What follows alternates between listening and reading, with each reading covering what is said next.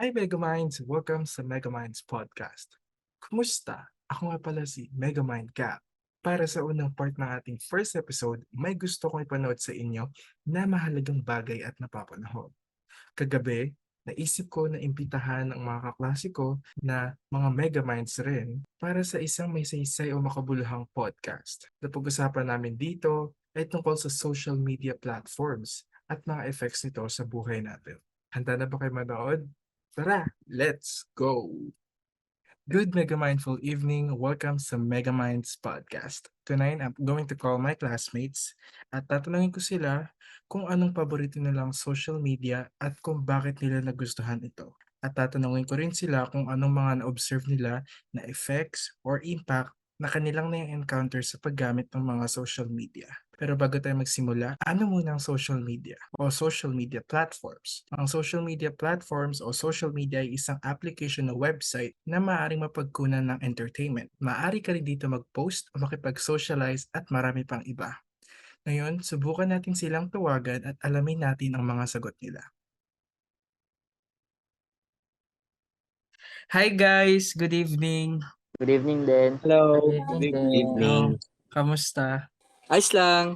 Ito, Okay okay lang. lang. Nice. So, ngayon tatanungin ko kayo pero we're all aware naman na napaka-high-tech na ngayon kasi surprisingly sa ilang pindot mo lang meron ng entertainment any form yun. Sa dami ng social media apps, share ko sa inyo yung isa sa mga paborito kong apps na ginagamit ko lately is Instagram. Doon kasi I feel free to post any pictures and doon ko nakikita yung mga paborito kong celebs. Pero kayo guys, anong social media platform o social media app na ginagamit nyo lately? At anong nagustuhan nyo sa app na yun? Simulan natin kay Megamind Mark. Hi Mark! Hello. Siguro ako, para sa akin, YouTube yung pinakagusto kong app ngayon kasi marami siyang content. So, pwede siya for entertainment, pwede siya for other purposes also like learning. So, maraming videos sa YouTube, may mga documentaries, may mga tutorials, may mga funny videos na kung saan pwede kang relax kung sakaling nai-stress ka. Ayun, nakaka-entertain talaga siya ganun. Di ba ang saya-saya niya gamitin? Doon din ako nanonood ng ano kapag gusto ko matuto magluto or kung paano mag-code. So ayun, thank you Mark. Tanungin naman natin ngayon si JL. Hi JL, Hello. anong app yung paborito mong gamitin? Share mo naman sa amin.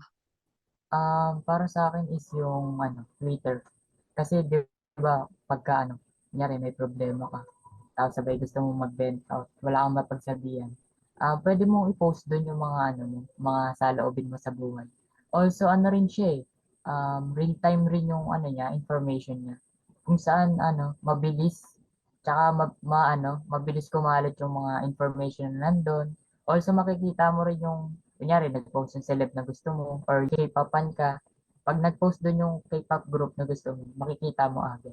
Yun, para sa Oh, halos lahat na yata ng updates ng mga concerts, paborito nating K-pop groups, nandun mo na makikita eh. Thank you, JL. Ngayon, tatanungin ko naman si Megamind Romeo. Hi, Romeo. Hi. Para sa akin, Facebook. Kasi entertainment siya. Share ng, pwede ka manood ng mga videos, memes, and meron din siya mga games sa loob, di ba? Sa loob ng Facebook, like yung mga, Dragon City, mga CTV, Farmville, yung mga dati natin nilalaro. Pwede ka rin mag-post ng mga videos like mag-share ng mga videos and pwede mo i-share yung mga nangyari sa araw mo like yung sa My Day nga. Tapos pwede mo rin i-showcase yung mga talent mo. Parang masarap sa pakiramdam pag na-share mo yung talent mo sa iba, di ba?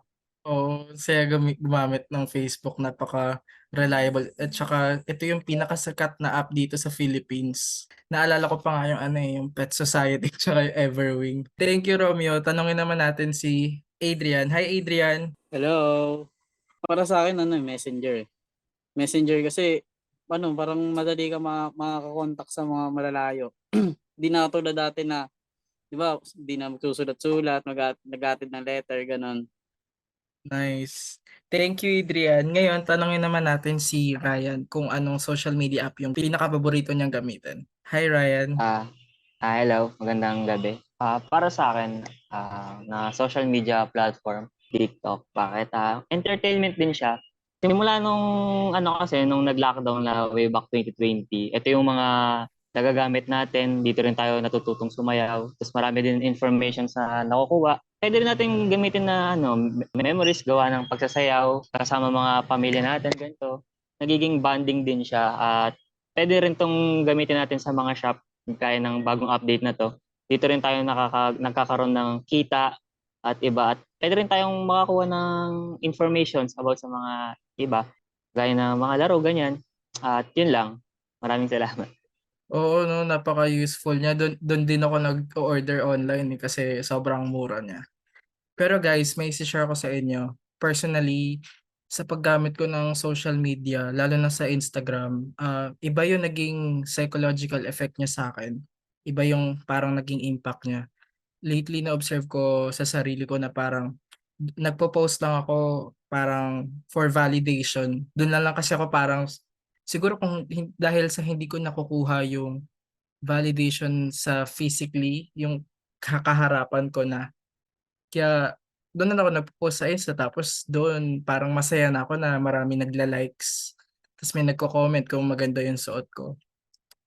Sa inyo guys, kung kayo naman, anong na-observe nyo dun sa paggamit nyo ng app na yun or any social media? Anong psychological effect or any impact sa inyo sa paggamit ng social media? Siguro sa akin lately, since gaya nga na sinabi ko kanina, nakaka-entertain talaga gumamit ng YouTube. Minsan kumakain na siya ng sobra sa oras ko. Like, may mga kailangan akong gawin, like mga projects, assignments. Minsan nasasapawan na siya kasi gusto ko na lang manood ng video sa YouTube kasi marami talagang content na mapapanood. So, may pagka-addictive yung nature or yung pagkakagawa ng YouTube. Kaya marami talagang nagamit sa kanya and nakakaapekto siya sa time management. So, Para sa akin is yung pagka-toxic ng Twitter. Alam naman natin na grabe yung pagka-toxic ng Twitter, 'di ba? Tsaka also yung yun nga, yung validation. Tsaka yung FOMO or fear of missing out.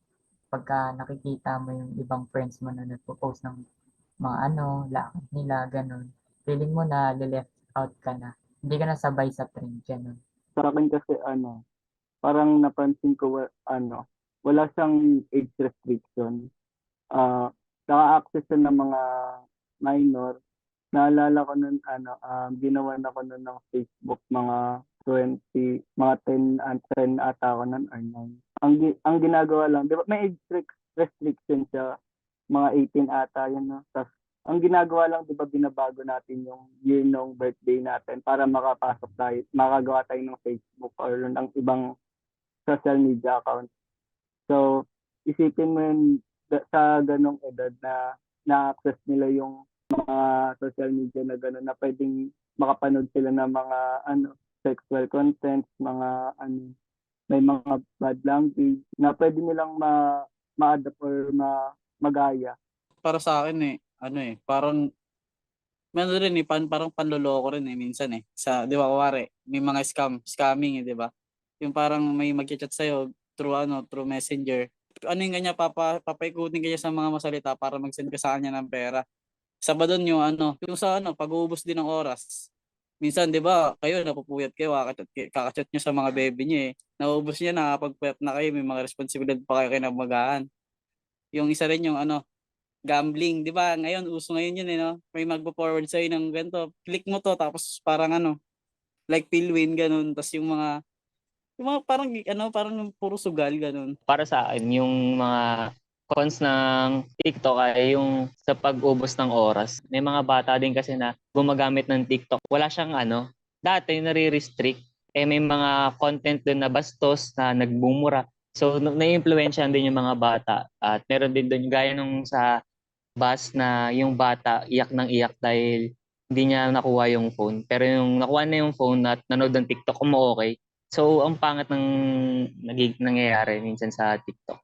So yun nga guys, no, napansin natin na endless yung possibility sa paggamit ng any social medias. Pero doon natin marirealize na kahit na puro entertainment, meron siyang limitations. At dapat malaman natin kung hanggang saan lang tayo sa paggamit ng social media at kung anong hangganan lang dapat yung social media na binibigay niya sa atin.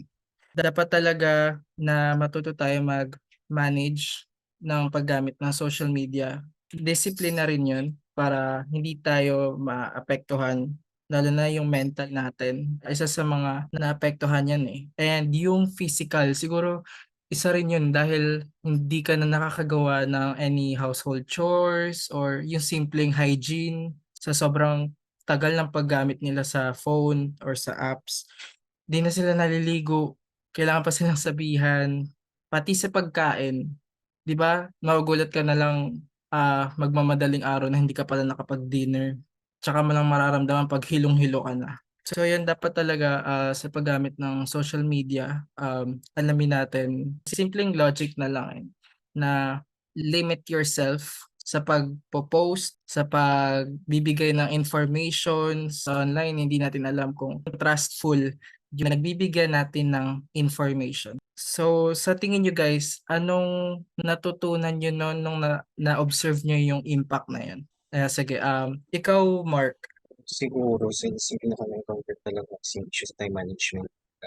So, tinry ko bawasan yung paggamit ko sa kanya paunti-unti hanggang sa natutunan ko na huwag masyadong magtagal manood and mas i-manage ko lalo yung mga gagawin, especially yung mga importante bagay. Kasi alam mo na yung unahin bago ko babad sa YouTube. Para sa akin yung pag-control ko sa paggamit nun. First of all, then second is yung pagka kunyari, nararamdaman ko na na ako, FOMO na or fear of missing out na. Tinatry ko makipaghalubilo in personal. O kaya, ang iniisip ko is, hindi naman tayo pantay-pantay ng buhay. Kaya, minsan talaga, mali-left out ka. Ang gawin mo na lang is, magpakatotoo ka. Ganun.